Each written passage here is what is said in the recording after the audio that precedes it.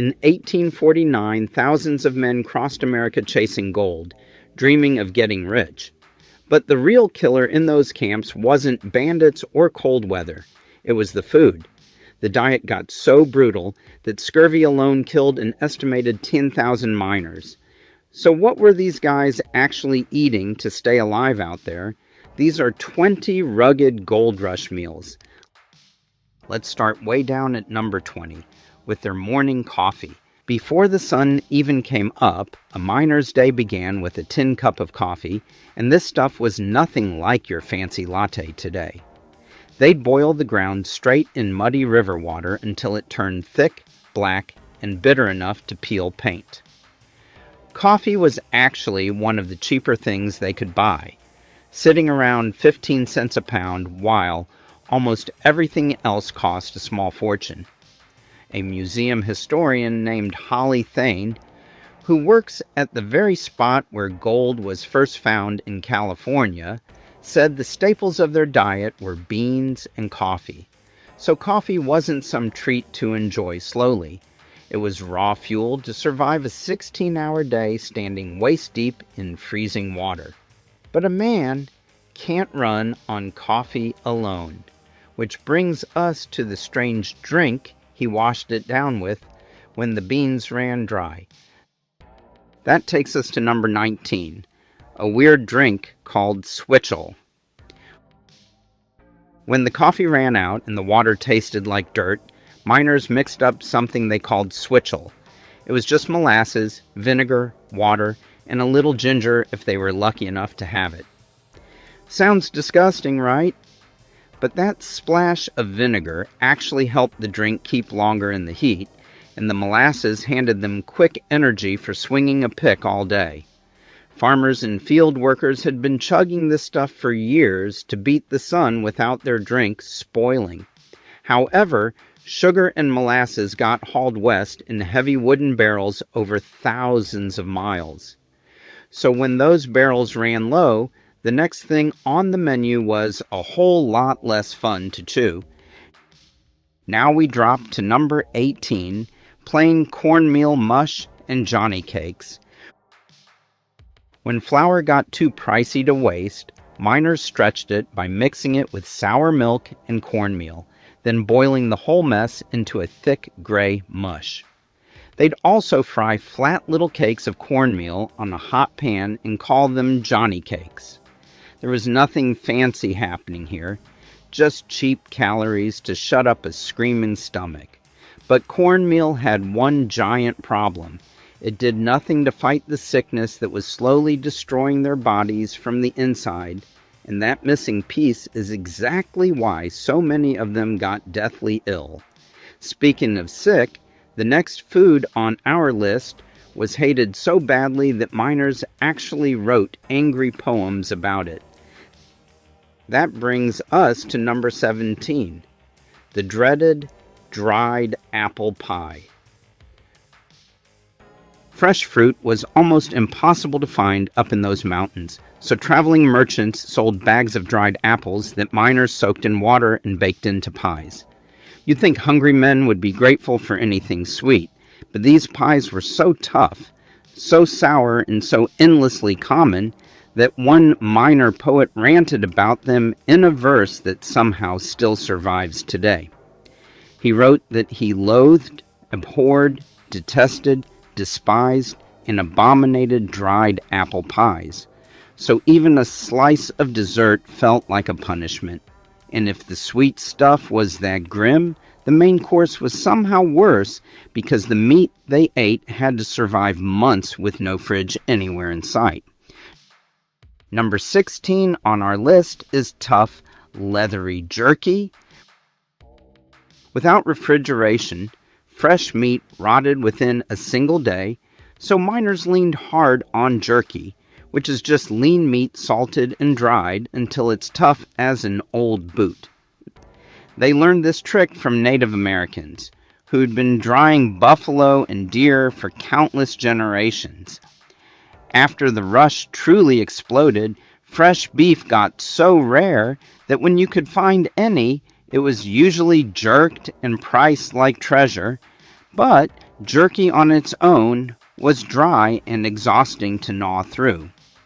Therefore, the smartest travelers carried something far denser, something that packed a brutal punch of energy into one tiny brick you could fit in your pocket. That leads us straight to number 15, the original energy bar, pemmican. Pemmican was powdered dried meat smashed together with melted fat, sometimes mixed with dried berries, then pressed into a solid block. 1 single pound of this stuff carried around 3,000 calories, and it could last for years without ever going bad. The Cree people invented it, and their word for it basically just means fat. Some recipes even mixed in dried choke cherries, and that little bit of fruit handed them a tiny shield against the sickness creeping through every camp. Now, here's a hidden detail most videos completely skip over. Pemmican was really the food of fur trappers and Arctic explorers more than your average California miner. But desperate men heading deep into the mountains absolutely carried it whenever they could get their hands on some. However, when those bricks ran out, they turned to the rushing rivers, and one slippery fish kept thousands of them alive. Now we reach number 14, fresh salmon straight from the rivers. California's rivers were absolutely packed with salmon, but most miners had no clue how to catch them, so they bought the fish straight from Native Americans living along the banks. One miner wrote a letter home that laid bare just how thin his diet really was. He said they ate hard bread half-cooked and salt pork with the occasional salmon they purchased from the Indians, and that vegetables were not to be had. That last line matters more than it sounds, because no vegetables meant their bodies were quietly falling apart. But fish wasn't the only thing they hunted to fill their bellies, and the next meal on this list could actually fight back. That brings us down to number 13, wild game like grizzly bear and rabbit. When the money finally ran out, hungry miners grabbed their rifles and hunted whatever moved in the brush. Rabbit stew was pretty common, but some truly bold men cooked and ate grizzly bear steaks, which is insane when you remember a grizzly could rip a grown man in half. Wild game was a real lifeline in the early days before the farms and ranches caught up to the flood of newcomers. But fresh meat was a luxury most days. The truth is, the average miner survived on something far cheaper and far more boring, and one group of immigrants did it better than absolutely anyone else. Now let's talk about number 12, simple rice brought by Chinese miners. By 1851, Chinese immigrants made up roughly 1 in 5 miners across the goldfields, and they ate completely differently from everyone around them. They brought their own rice, dried fish, tea, and preserved vegetables all the way from home. According to Brian Tom, who runs the Chinese American Museum in Marysville, the Chinese were the only group of immigrants who brought their own food supply with them. So while other miners choked down stale bread, the Chinese camps often ate better and a whole lot cheaper. But they weren't the only outsiders who quietly solved the food problem, and the next group may have accidentally beaten the deadliest sickness in the entire camp. That takes us to number 11, spicy Mexican frijoles and chiles. Miners from Sonora, Mexico brought an entire food culture north with them, including refried beans, dried beef, they called carne seca, and piles of chilies and raw onions. And here's the part that's almost hard to believe. Those onions and chilies were loaded with vitamin C, the exact thing that prevented scurvy, so these miners stayed healthy without even understanding why. But for everyone else in the goldfields, the cure for that deadly sickness was growing right under their boots the whole time. And number 10 is the wild little plant that quietly saved thousands of lives. So number 10 might be the most important food here, wild miner's lettuce. Scurvy was the silent killer of the goldfields, twisting men's joints and rotting their gums until they died, and historians estimate it took around 10,000 lives. But growing all over those same hills was a small green plant absolutely loaded with vitamin C. Native peoples like the Ohlone had been eating it for centuries, and any miner who copied them could fight off scurvy with a simple plate of weeds. The plant earned its nickname for that exact reason, because gold rush miners ate it to stay alive. So the cure was free and growing everywhere you looked, but most men were too stubborn or too obsessed with gold to eat their greens.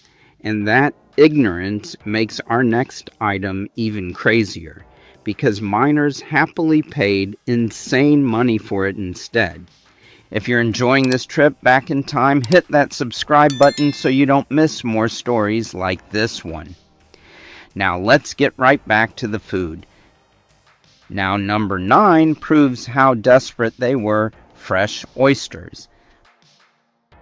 Believe it or not, oysters were everywhere in Gold Rush, California, shipped in fresh from San Francisco Bay by the barrel. They were cheap, salty, and filling, basically the fast food of hungry miners. One historian named Matthew Booker, who wrote an entire book about the bay, described how massive the craving got. He called oysters the Big Mac of the 19th century. Those native oysters were so small and so popular that miners nearly wiped them clean out. So bigger oysters got shipped down, all the way from Washington, just to keep up with the hunger. So miners slurped them down by the dozen whenever they had a few coins to spare. But oysters became truly famous for one wild dish that a lucky miner ordered after striking it rich, and we'll get to that legendary plate before this list is over. First, the eggs that cost more than a full day of backbreaking work. That brings us to number 8, salty pickled eggs.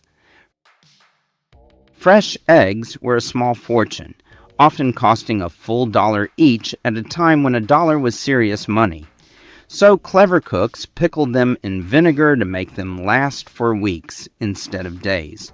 Holly Thane, that same museum historian, explained why these jars mattered so much to the men. She said pickled eggs were a treat and a great source of protein, so a jar of pickled eggs was a snack and a survival food rolled into one. But if eggs from a simple chicken were that pricey, miners found a far sneakier place to grab them, and getting there meant climbing some genuinely deadly cliffs. Now we land on number 7, wild seabird eggs from the Farallon Islands. Off the coast of San Francisco sat the rocky Farallon Islands, completely covered in nesting seabirds called murreys. Men rowed all the way out to these jagged islands, scaled the steep cliffs, and stole thousands of giant eggs to sell back in the city. It got so wildly profitable that rival egg companies started fighting over the islands, and those fights turned violent and bloody. So even breakfast came with a body count during the gold rush. But seabird eggs still weren't the strangest thing these starving miners put on their plates, because number 6 came from an animal you'd never expect to find in a stew pot. That leads us to number 6, slow-cooked turtle and giant tortoise. Hungry city folk and miners alike developed a serious taste for turtle soup, and ships started hauling in giant tortoises from far-off islands just to keep up with the demand.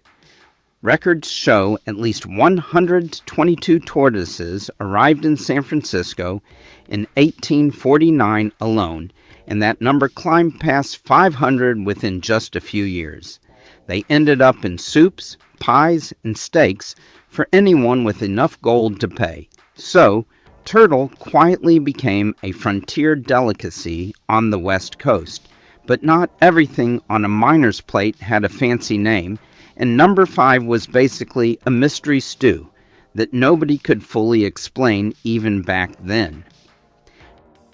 Now here comes number 5, the mysterious mush called Slumgullion.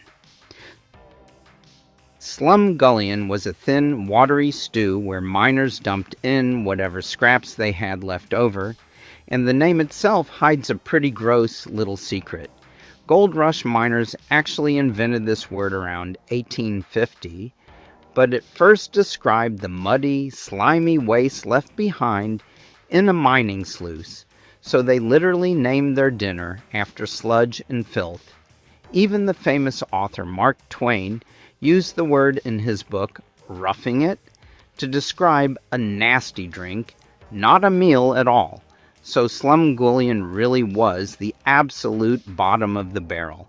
But the true backbone of every single camp came down to 3 boring foods, and we're counting them down right now, starting with the bread that could crack your teeth.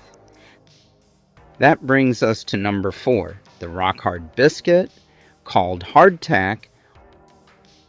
Hardtack was nothing but flour, water, and salt, baked until it turned as hard as a brick, and it earned some brutal nicknames like tooth dullers and worm castles. Why worm castles? Because if you stored it long enough, bugs would burrow deep inside, and starving men just ate the bugs right along with it. This stuff was first baked way back in 1801 by a man named Josiah Bent, and prospectors hauled it west precisely because it basically never went bad. They'd soak the bricks in coffee or fry them in pork grease just to make them soft enough to swallow. So hardtack kept men alive when nothing fresh could last a single week. But bread was so precious that one woman near Sacramento got an offer she never forgot. A miner told Luzina Stanley Wilson he would give her $10 for bread made by a woman. That was bread alone, and the men who really got rich were never the miners. Now we hit number 3, greasy salt pork and bacon. If one single food powered the entire gold rush, it was salt pork. Guidebooks straight up told travelers to pack 80 to 100 pounds of bacon for the long journey west, because it was the biggest source of energy they had. A daily ration could hit 7,000 calories, mostly from that pork fat, which their bodies desperately needed for brutal labor. And absolutely nothing went to waste, because they reused the leftover grease to fry everything else and even to light their lamps at night. The prices were savage, too. The miner Edward Gould Buffum wrote that flour was selling at $60 per barrel, pork at $150 per barrel, and sugar at 25 cents per pound. So bacon was pure survival packed into a wooden barrel. But bacon needed a loyal partner, and number 2 showed up on every single plate in every single camp. That leaves us with number 2, the humble beans. Beans were the true beating heart of the Gold Rush diet, since they were cheap, filling, and almost impossible to spoil. Miners boiled them for hours, especially on freezing nights, when a hot bowl of bean soup was the only comfort for miles around. Mexican miners turned them into refried frijoles, while others just simmered them low and slow with their precious salt pork. A single pound of beans could cost up to $1 in the mines, which shows just how brutal even basic food got out there. The miner William Swain summed up those crazy prices in a letter, saying an onion in the mines was worth $1, boots cost $40 a pair, and he had paid $8 for a single jar of pickles. So the men who truly struck it rich weren't the diggers at all. They were the sellers, like Sam Brannan, who bought up mining pans for 20 cents each and resold them for $15, raking in $36,000 in just 9 weeks. But the number one meal on our entire list wasn't about survival at all. It was about showing off. And finally, number one is the famous Hangtown Fry. This is the dish that turned one starving miner into a legend. The story goes that a prospector struck it rich at a spot called Shirttail Bend, marched into a hotel in a town nicknamed Hangtown, slapped his gold down on the counter, and demanded the single most expensive meal in the entire house. The 3 priciest ingredients they had on hand were eggs at about $1 each, salty bacon, and oysters shipped all the way in from San Francisco Bay. So the cook fried all 3 of them together into one glorious greasy mess, and just like that, the Hangtown Fry was born. That single plate reportedly cost around $6, which was an absolute fortune back in those days. There's even a darker version of this story where a condemned man about to be hanged ordered the Hangtown Fry as his final meal, betting that fetching those rare oysters would buy him a few more hours of life. And it's still the official dish of Placerville today, the very same town once nicknamed Hangtown. So while most miners barely survived on sludge and stale bread, the lucky few celebrated their gold with the priciest scramble in the whole West. From beans and bug-filled biscuits to a $6 plate of eggs, these miners ate to survive a brutal life most of us can't even imagine. If you enjoyed this story, hit subscribe for more.